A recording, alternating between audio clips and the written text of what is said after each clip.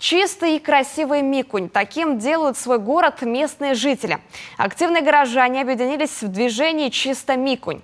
На их счету десятки полезных дел, а в рядах добровольцев с каждым днем прибавляется. О том, как работают на благо города, снимают репортажи корреспонденты местной телестудии Том Войтер ТВ. Это школьники, которые тоже примкнули к эко-движению. Подробности знает Ольга Коняева.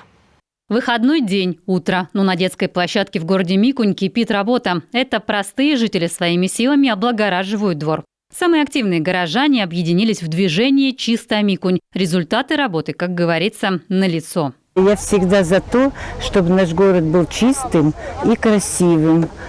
Просто горжусь тем, что у нас в Микуне выросло такое поколение молодежи. Призываем всех жителей нашего города присоединяться к активистам движения «Чисто Микунь», чтобы наш город был еще краше.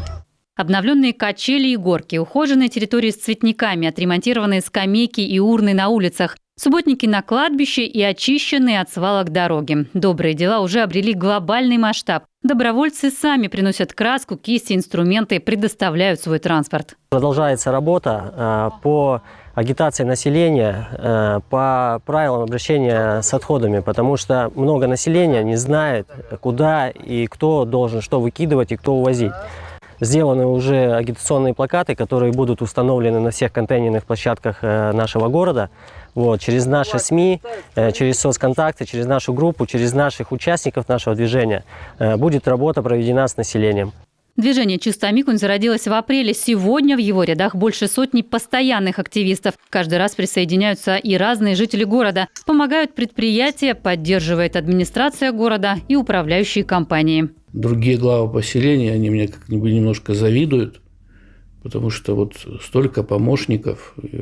Это реальные дела удается решать с помощью и волонтеров, и руководителей предприятий, и коммерческих структур, и просто отдельных граждан, которые проявляют такую активность.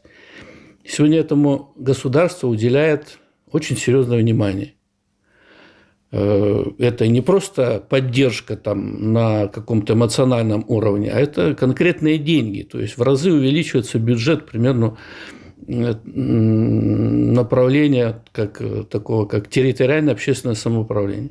У движения «Чисто Микунь» уже появились свои отличительные черты. Разработали логотип, изготовили наклейки, плакаты и флаг – символ единства. Жилетки с символикой движения сшили в местном доме культуры. Вадим Федоров изготовил знаки «Не сори». Теперь такие стоят вдоль дорог. У этих знаков есть один большой плюс. Они вечные, как можем видеть рядом, знаки выгорели. Вот этот знак не выгорит никогда, он будет стоять очень долго. В благоустройстве города участвуют и дети. Это особенно ценно, отмечают добровольцы. А молодежное движение «Том Войтер» поднимает вопросы чистоты еще и в своих видеорепортажах. Все вместе они мечтают сделать из города конфетку. Как говорят волонтеры, горожане стали меньше критиковать, а больше делать сами. Всех, кто любит свой родной город, я приглашаю в движение активистов.